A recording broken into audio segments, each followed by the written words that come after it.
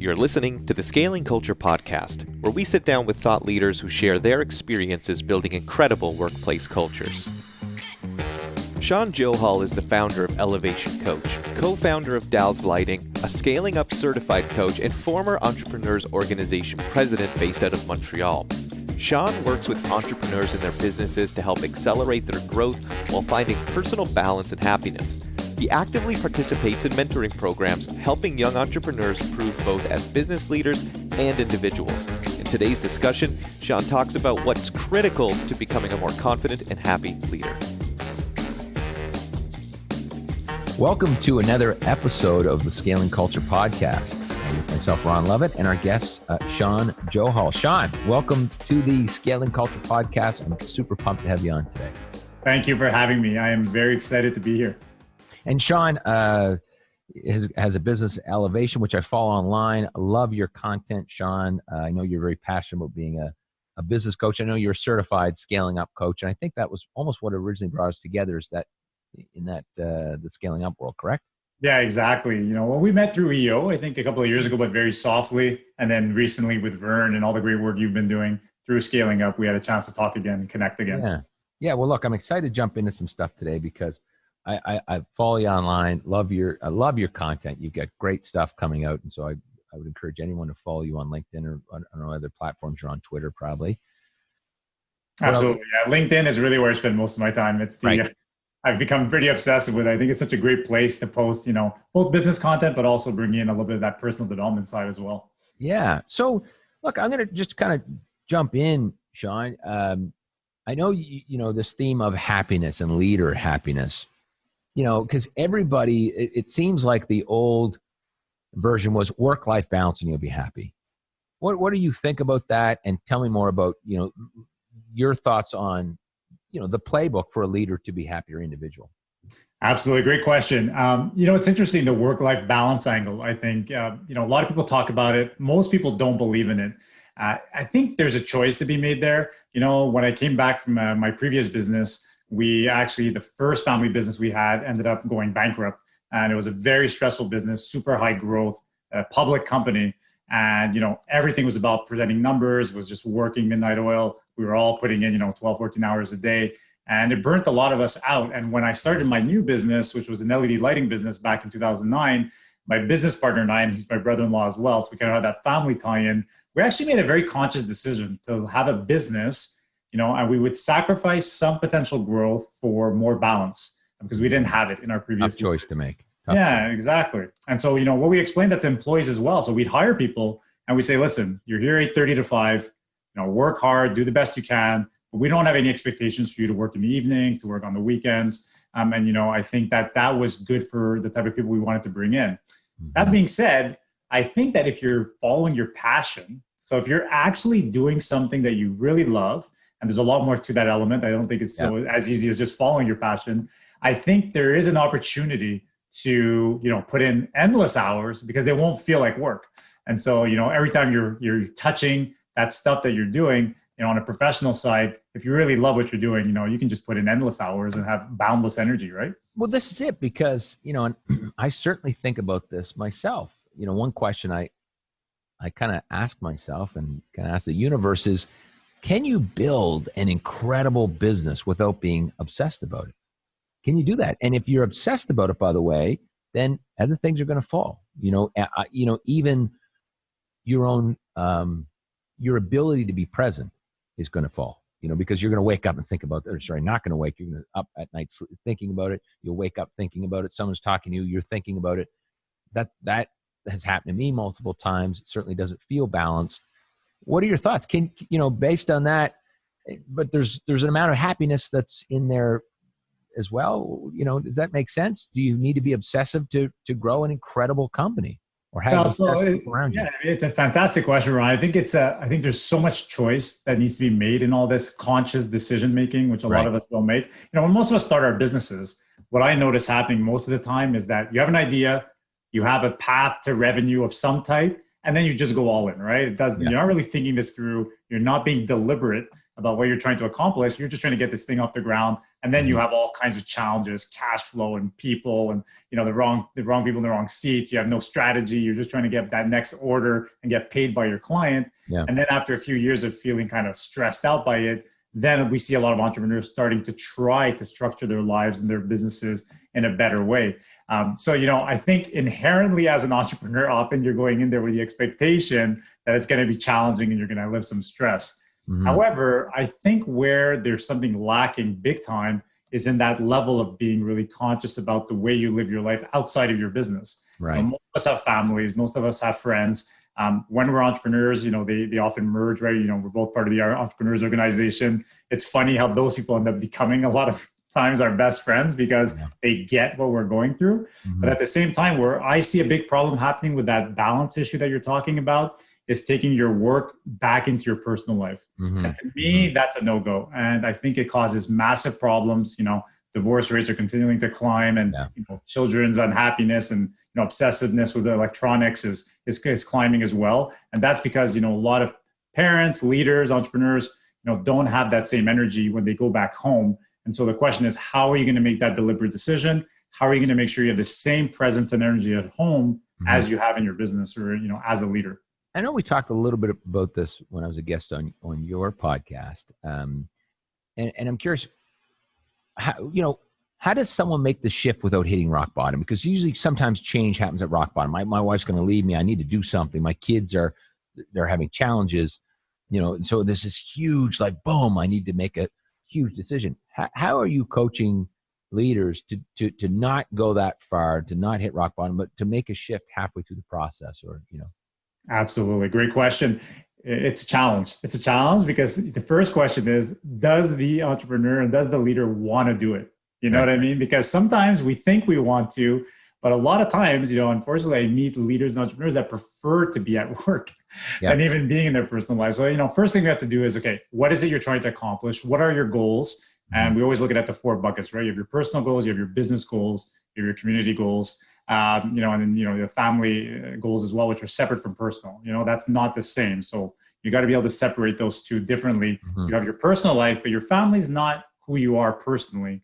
You have to take care of your family in a different way. So once we figure out, okay, what is it you're trying to accomplish as a goal, then we can start working towards, balancing out what you're trying to accomplish. One trick that we like to do is I teach entrepreneurs, and this came from Warren Rustand, if you know him, he's my mentor, such a great individual. He said, okay, I want you to teach entrepreneurs to build their schedule over 2 weeks in 15-minute increments. And they actually have to color code every single part of every 15-minute segment and say if it's which bucket that's falling into. And with those colors, you'll know right away if the person is spending too much time on their business, they're giving their family time enough. Do they have a bit of personal time to decompress? And it's a great way of going about it. So I think, figuring out the priorities, putting the schedule in place are probably 2 of the biggest elements that you need to do. And another thing that, I learned from High Performance Habits, Brendan Burchard, is this idea and this concept around identity. So, when you wake up in the morning, you got a bunch of things happening, right? Maybe you're going to be running a podcast, for example, today. You have a business to run on the side. You got, your kid who hasn't slept the night before. You have different identities in a day. The thing is, you can't be bringing one identity into the next part of your life, and the next part of your phase. So one thing that I like to unpack that mindset, energy. What do you mean by identity? Yeah, by identity, I mean, okay, if you need to be a very focused business person, that's a very different identity than being a super patient father or mother, for example, right? It's not the same. They're 2 different things, although I've heard a lot of comparisons between employees and children, but I'm not going to take it in that direction. The reality is that, you need to have this different identity. So when your workday ends, and the thing is, I know your workday might continue again at 9 or 10 o'clock at night. I know a lot of entrepreneurs kind of log back in, and that's fine if that's what you need to do. But that period between, let's say, 6 and 9, where you're going to become a family person, you need to have a routine that says, okay, 6 o'clock, I'm shutting down, and you should say it.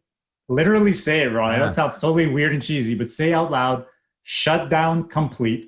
We got this from Cal Newport from his book, Deep Work. Shut down complete. And now you're done. Your workday is done. Give yourself about 30 seconds before you go into your new identity. You need to have that separation to say, okay, transition. I need presence. Yeah, I'm switching. I'm changing identities. I'm changing personalities. I need a different superpower now. I need the superpower of patience with my family, of presence, and now go into that with the right mindset so that you can actually be there. Get your phone, put it in a, we have a phone box that we put away in our house, in our family. 6 to 9 p.m., no one's allowed touching their phones. They're in the box is closed. Don't even try to get to the box. My son often finds a way to get into the box by, he's 12 years old, he's a sneaky kid. But, for the most part, we do a pretty good job with it. And that's our family time with our new identities. Well, it's interesting. I was really, really thinking about how do I bring my, what you were talking about, we do certain things in business. And so, how can I use those skills for home? And, it comes back to a saying, and I don't know where this came from, but everything, business certainly, and everything is by default or design. I talk about that in culture, and so, but your family life is by default or design too. Things are going to happen, and then you'll default to dealing with them as they happen. And so, Warren's been a huge advocate of this is, and I started this last June with my wife is starting with a whiteboard and planning life, not too crazy detail, but at 10,000 feet, we went through this process of what do we want the next year to look like? And what does that look like? How much time do we want to spend with each other? What dreams do we want to chase? Do we have any bucket lists for ourselves? How do we support each other in that? What does work look like and home life? Support for that. What does our relationship with our children? How much time individually is Saturdays no work and Sundays is some balance? We had these conversations and huge debate.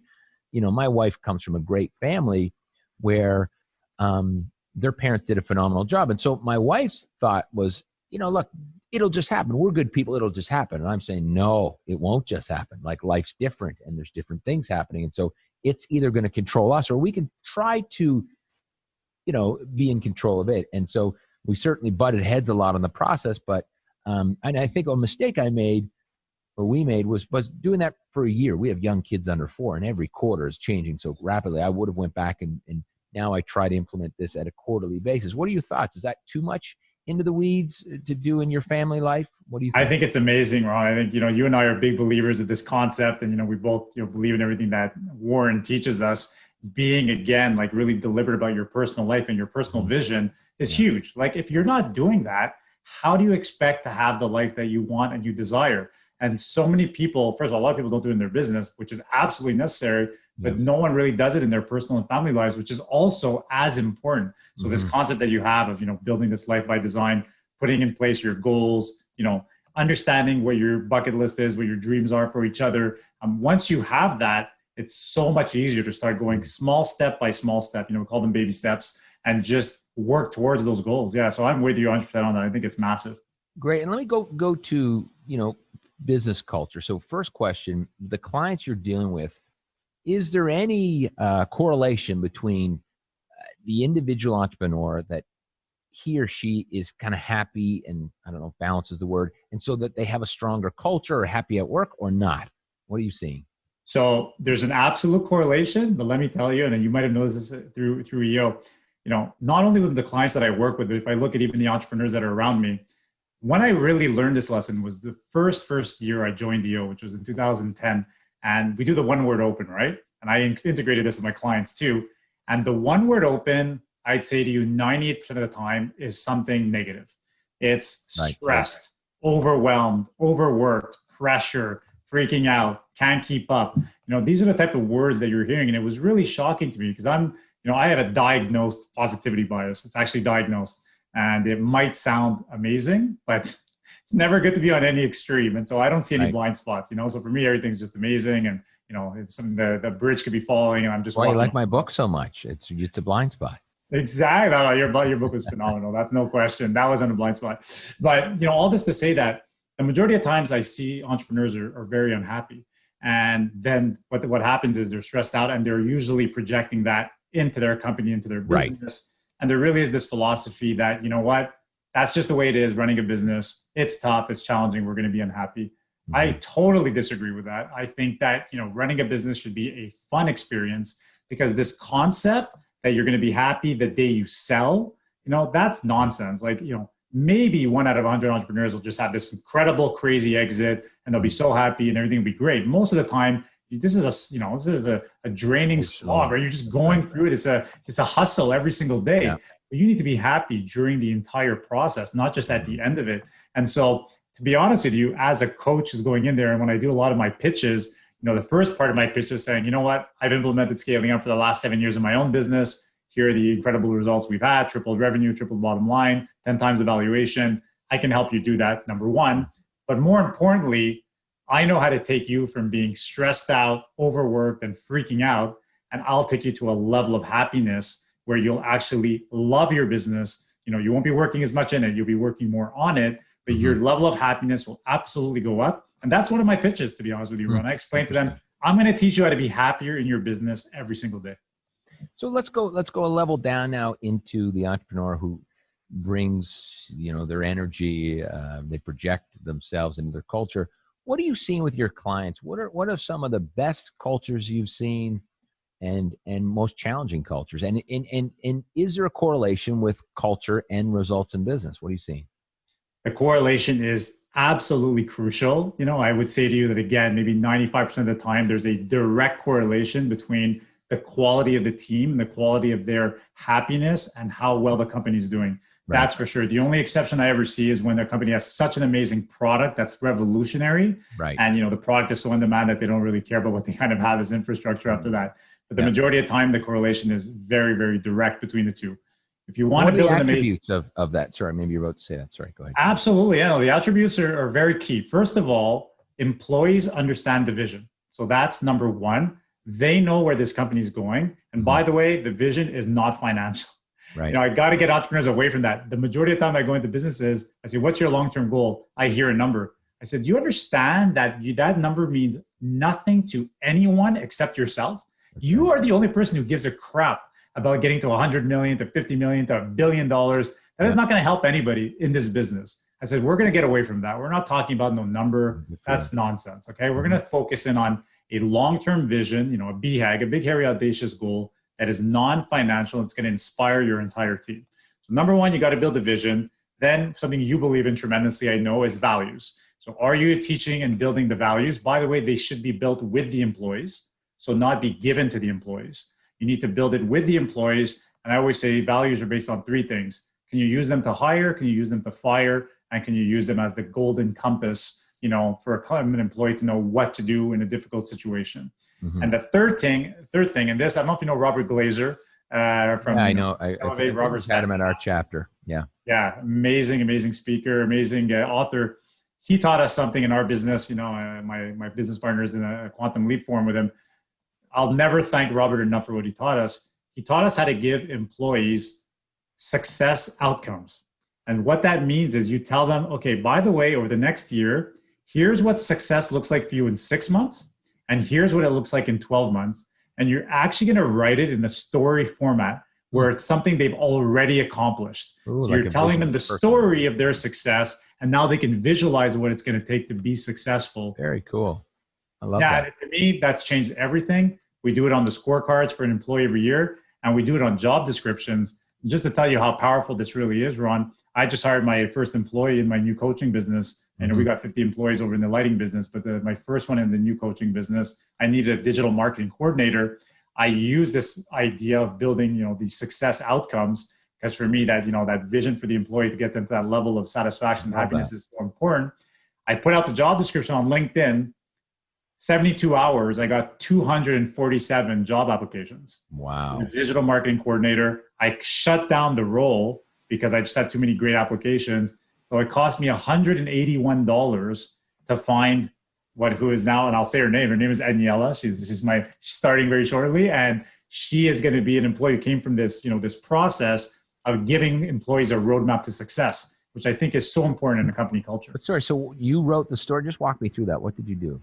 Absolutely. So what you do, you take the scorecard, you put the values first. So I have my values up there. Then you put the why. Values. Yeah. Then you put the why of the job, not the mission, not the vision, the why. Why does this job exist? What is the actual purpose of this job? Mm-hmm. And then you go through this 6-month success outcomes. So then I explain to the future candidate, okay, within 6 months, you'll have taken over my entire social media platforms and you'll be posting directly, great stories. You'll have figured out how to run quizzes for our different clients that we have. You'll have given me a roadmap for all my different platforms to have, greater success. You're going to build my email newsletter list. I'm really already saying it as if like it's already been done. And so the person who reads it and says either one, I can do this, like no problem. Yeah. Or number two, I have the potential and capacity to do it, even if I haven't done it. So it just makes it crystal clear, right? So they can't come in thinking, okay, what is this job all about? And the number of people around that told me I applied solely on the basis of the job description, that it was so exciting. It sounded so fun. Like I wanted into this process. Almost half the candidates told me that. So it's interesting because it didn't sound like there was, the typical, here's what you need, here's some skills that you need. And also I didn't hear, hey, here's what's in it for you. You can work from anywhere, you can do this, or maybe it had those things. Did it have a sales component that says, hey, if you work here, here's what this is going to look like, not just here's what your future job will look like?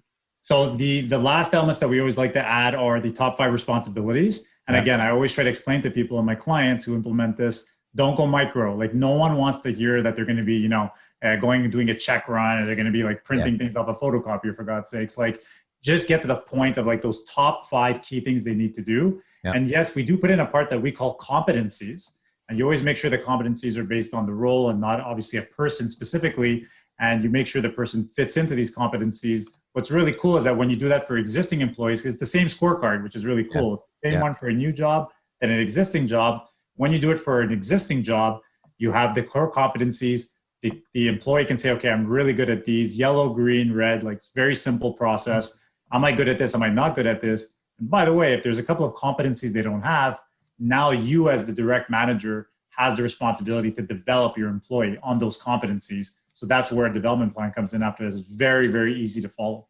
And what about the last piece? Do you say, hey, here's the benefits to working with me? Do you have that section or? No, I don't do it. I explain what the business is trying to accomplish. So I do have a little section that says, here's elevation. Here's what we're all about. Here's what we're trying to do. So just that. And then here's what success looks like for you in this role. That's it. I don't start trying to oversell it because to me, I've really had the experience that success outcomes are plenty to attract the right candidates. Okay, great. Love that. I'm curious. I want to talk about, Shawn, what are you seeing, with your clients and in your own business? What is the balance that you're coaching leaders on, founders, et cetera, on the balance of empathy, compassion, but accountability? That is a fantastic question. So what ends up happening is what I notice is that a lot of times it's going to, again, be based a lot on the leader's personality, right? There are some leaders, and you, as you know, Ron, being a great leader yourself, there's a lot of different types of leadership, right? You have leaders that like to lead by example. There's leaders that are very collaborative, so they know how to bring collaboration. There's leaders that are, all about vision, and they're visionary leaders. And so, you don't get always enough type of leaders who understand a lot about empathy. As a matter of fact, we talk about these color personalities, and some of them, a lot of leaders are in that red category, which is the dominant category. And that category specifically doesn't have a lot of empathy tied into their type of personality. So it's harder for them as leaders to show that. So, when we go into there, the accountability piece is handled very easily just based on the fact that we really go deep diving into priorities for the company, priorities for the employees after a cascade. And so the accountability piece actually gets settled pretty easily when we work together. What doesn't get settled as easily is this exact thing you're talking about, this empathy, this compassion, this listening component. But what we try to teach our clients to do is that by having a super clear scorecard, and then you're going to be systematically meeting your employees. I say systematically, but it's every single quarter where you're sitting down with them, having a conversation. The biggest part that we do, which brings this, and it brings it in a different way, and it's not like... is this a quarterly review, Shawn? It's like a quarterly review. But what we do, and I'll bring it on a different angle, okay, because this is a different concept. I teach my clients to do something that I call systematic recognition, okay? We have a huge problem in businesses, huge. All of us have it, almost all of us. We always think that we're showing our employees appreciation. Right. We think we are. If you ask any entrepreneur, they're going to say, yeah, we're taking care of employees. No, bonus, or, I give him a pat on the back, or I told him that he's doing a good job. And then when you speak with the employees, because I go into every level of the company, I say, do you feel appreciated in your job? 99% of the time, people say no. They'll say no. They'll say, do I actually feel appreciated? No, I don't really feel appreciated in this business. People understand that I'm doing a good job in some cases. I might hit my bonuses, but am I actually being appreciated? No, I'm not being appreciated. So we bring in this concept of systematic recognition, systematic appreciation. And so what it is that every quarter we define on a very specific chart, where do the employees fall into this? And so the axes that we look at are values versus productivity. Okay. So you have to have max values and max productivity to be considered an A player. And to be considered an A player, the magic, expression that I always give to my clients is, if you had a human cloning machine, okay, this exists, and it might exist somewhere in the world for all we know, but if this existed, would you clone that employee? Would you want a bunch of ROMs running around the business, and causing all kinds of havoc? Would that be exciting for you? Would you be happy? And it's a very easy question to answer. Most of the time, it's a straight yes or no. They'll say, oh yeah, I'd love to clone this person, or no, that person's not going to be cloned. And anytime we come up with an A player, I don't care if you have 50 employees or 500 employees. To me, it doesn't matter. Every quarter, you need to systematically recognize that employee. Now, let me explain what that means. It doesn't mean that you're sending them a check. Okay, for anybody who's about to have a heart attack on this, listening to this podcast, it's not about the money. It's about how are you going to make them feel like they're part of your company. Right. Here's one of the least expensive tricks I've ever seen that works incredibly well. You have a dollar store near you, right? I would imagine. Yeah. Dollar store. I go there all the time. I love it. There you go. You go there all the time. You're going to be going more and more with your kids as they grow up. It gets out of hand. So you're going there all the time. You buy a pack of cards, 10 cards in a pack, 10 cents each, right? You spend 10 cents. Let's call it 5 cents of ink. You get to your desk. You write a card to the employee from the entire strategic management team. Hey, Ron, you've been doing a phenomenal job over the last 90 days. This company appreciates the work you do for us. You are a key member of our team. We couldn't do this without you. Please keep it up. You're being recognized by all of your peers and by upper management. And you hand that card to that employee. Do you realize the impact that will have for that employee when they get home, go to their family, go to their spouse, see their kids, and tell them and show them, you know what the company gave me today? It's a very simple gesture. It didn't cost anything, but that brings a tremendous amount of value, for example. Yeah, I think a lot of leaders, and I've certainly been through this before, take those small actions for granted, right? Because originally when you said quarterly, I thought, geez, that's waiting a long time, but it sounds like more of a reflection versus this, like, okay, finally I sit you down, Shawn. It sounds like it sounds like you're coaching to reflect and really sit and see if you've done that, or am I getting that wrong? You got it right. That's why they have to do it with me in the room, because I got to make sure they've done it properly. And I take them through all the employees. And often if there's 500 employees, they have to do it in advance. So we come there and we always speak about the key issues, because, we direct recognize reports, though, right? You're not, if I had 30 staff at one company, I'm not doing all 30. I'm not connected. It's direct reports, or? It's your direct reports. You're always in charge of your direct reports, or every manager comes with their direct reports taken care of. We systematically recognize the A players, and then we got to take care of what we call the BC players. So the BC players are the brilliant jerks, okay? Every business has these. Anytime I meet a new entrepreneur and I explain this concept to them, like 3 or 4 light bulbs go off. Basically, a brilliant jerk is someone who's incredibly productive, but who has no belief in the company values or company culture. So how do they deal with that? What do they do? How do you? So the reality, Ron, is that over time, they're either fired or they leave. They usually do not stay. A strong company culture, again, if you're looking at that axis, you have the A players. You have what we call the B players. You're going to have a lot of B players. B players they believe in company values. Their productivity is not quite as good as we want, but they're good. They get it done. They show up every day. They're loyal. They don't go above and beyond, but they get the job done. So anybody above that line is good to go. You're going to have a bunch of that. I like to have a mix of about 50-50, 50% of A players, 50% of B players. More tech companies, you get 60% of A players. It's more of a 60-40 rule. Anybody below the line, I always explain to entrepreneurs, I said, anybody we're categorizing in C, by the way, is no values, no productivity. So if you have somebody who has no values, no productivity, you have to fire them. I tell people, that's fired immediately. So and is it like a top grading methodology? 1 quarter, you're out? Oh yeah, it's 1 quarter. That's it. And the BCs are really tough, because what happens is, as you know, entrepreneurs love productive people, right? We love them. Like, it's just the bread and butter of making a business be profitable and move forward in the right direction.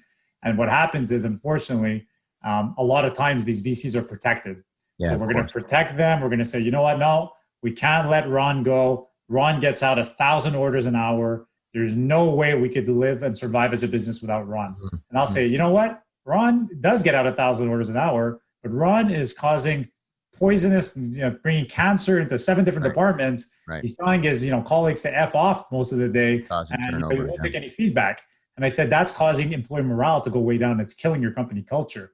And so it takes a long time for them to get it. So from, as you self-proclaim, Mr. Positivity, what does that conversation look like? I'm that person.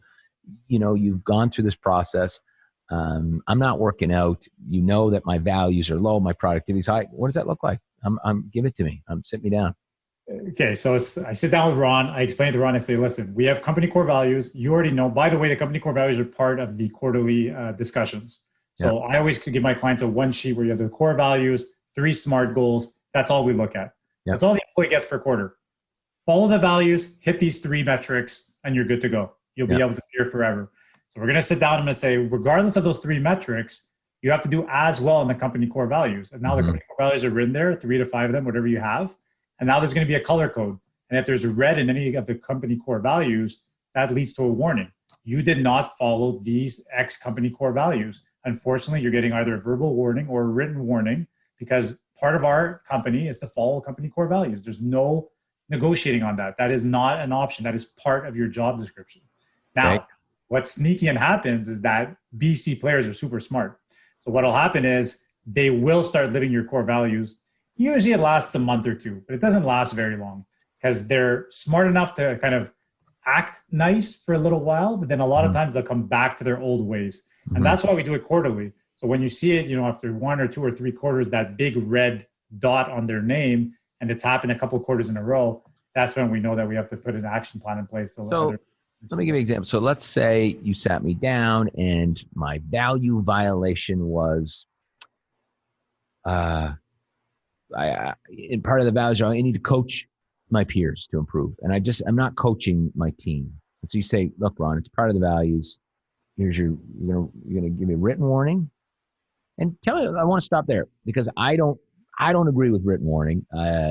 But what's the strategy behind the written warning? Because my belief system is now I've done something, and if I give you a written warning, there's trouble. I believe that, and this is just my own belief / opinion, that action, because I would say every action, whether it's a text, conversation, voicemail, it doesn't matter, email, you're going to bring a relationship closer or separate the relationship. So if I receive the written warning, I know that I'm in trouble, and so it's separated our relationship a little bit. It's going to how do you inspire me to get back into to now coach? I've got you're going to tell me, are you going to tell me 1 quarter clean up or get out? Like, what does it keep going? What does that look like?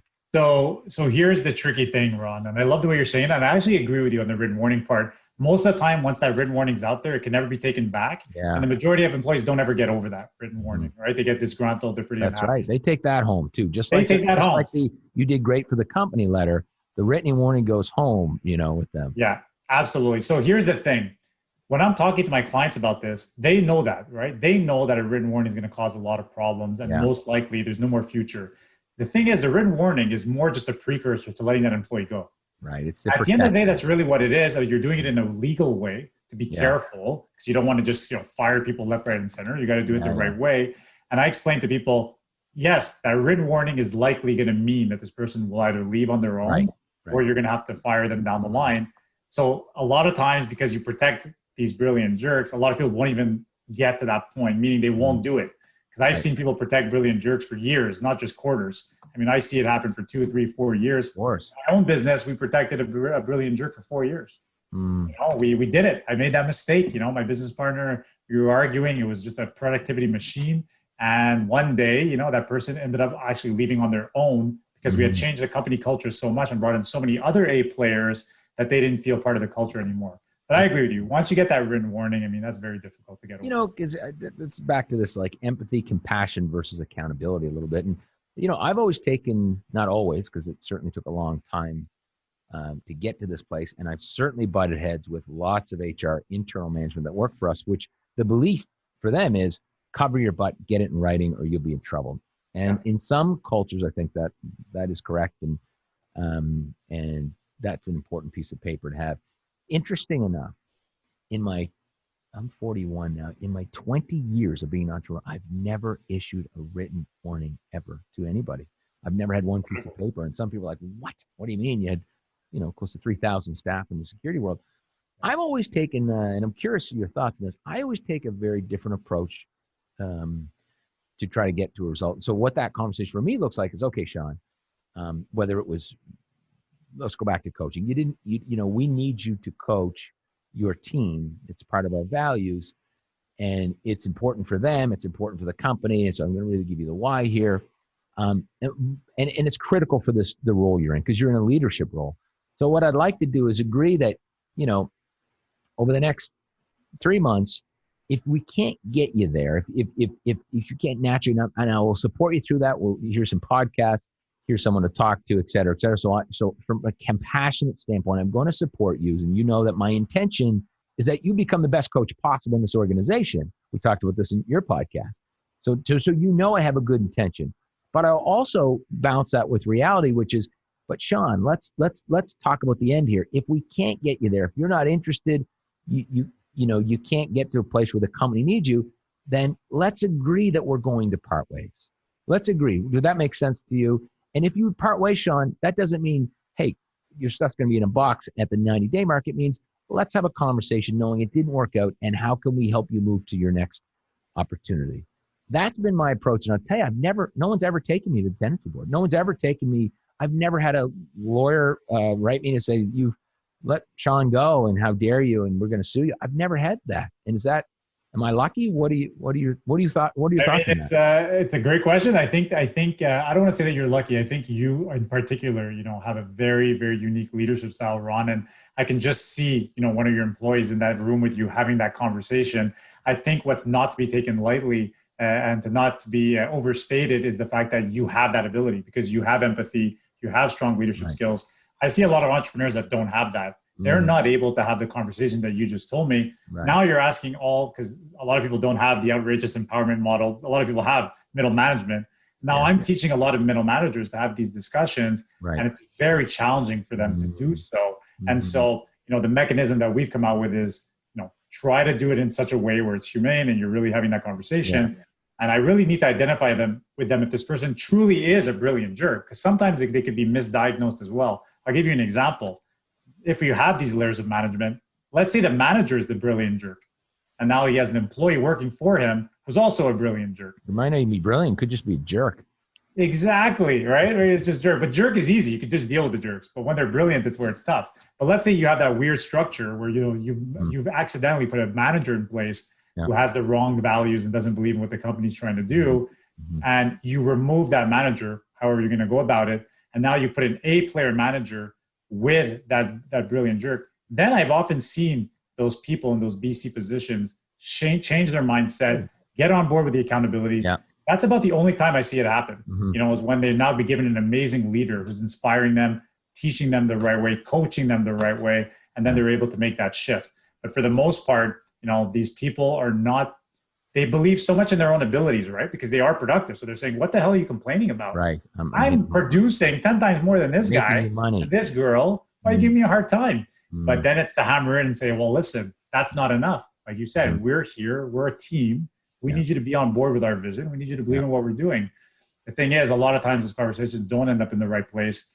I love your idea. I think, in my own business, I would definitely try to do it that way. And I've done it sometimes in that case. This has happened.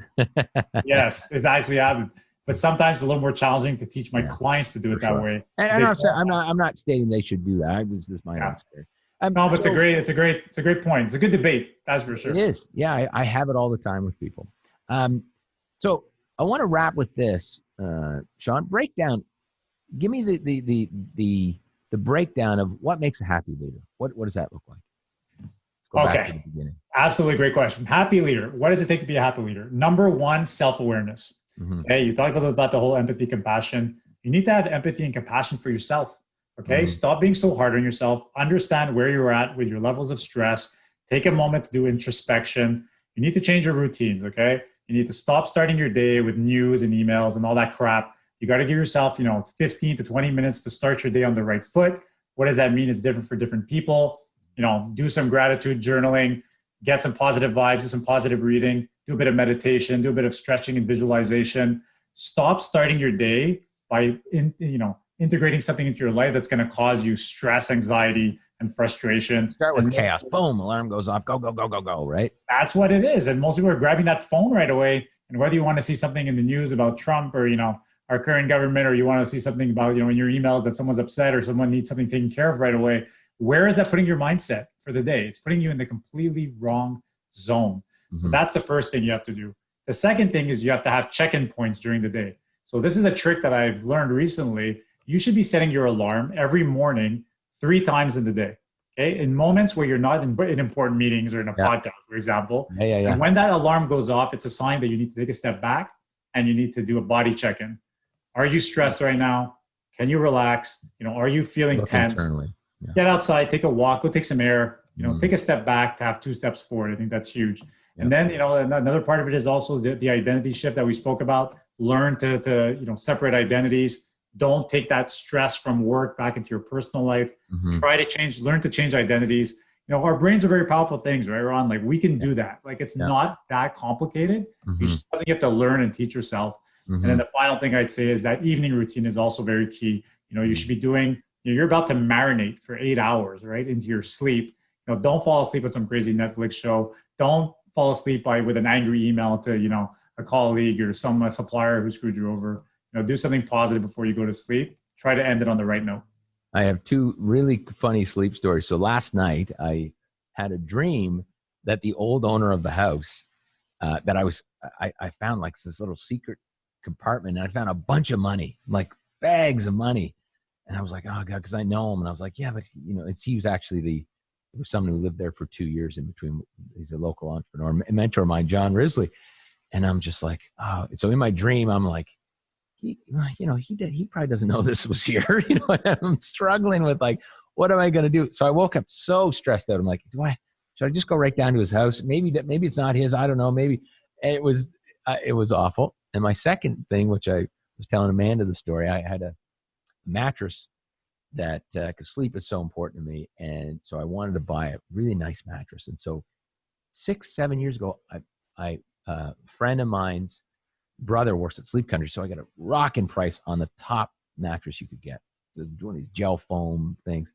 And so anyway, the mattress was great. And, but every time we would travel in the wintertime, we'd come home, the heat would be down. The thing would be literally, you jump into bed, you want to be comfortable, and the thing was frozen. Like you'd be froze. It was like getting on a board. And I didn't know what the hell was going on.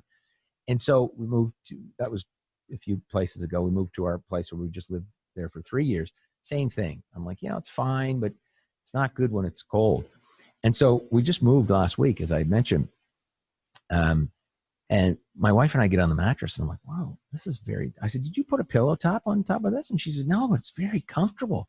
I said, the only thing I could think of is the moving company must have had other things in the truck and maybe swapped it, but let's not tell them because this one's better. Like, who cares? And then we found out that we had been sleeping on our mattress for 7 years upside down. It was our mattress. It was upside down for 7 years. I love it. That's great. So anyway. You flip the mattress and you're good to go. Flip the script. We're good to go. Shawn, thank you for joining us today. A pleasure. Love chatting to you. I love our conversations. Thanks for your time today and your counsel. I appreciate it. And there's lots of nuggets, not just for me, but for our listeners. So thanks once again. Amazing. Thank you so much for having me. It was awesome. Cheers. To learn more about Shawn, Elevation Coach, or anything related to scaling culture, please see the show description for details. We'll be back next week with another incredible guest.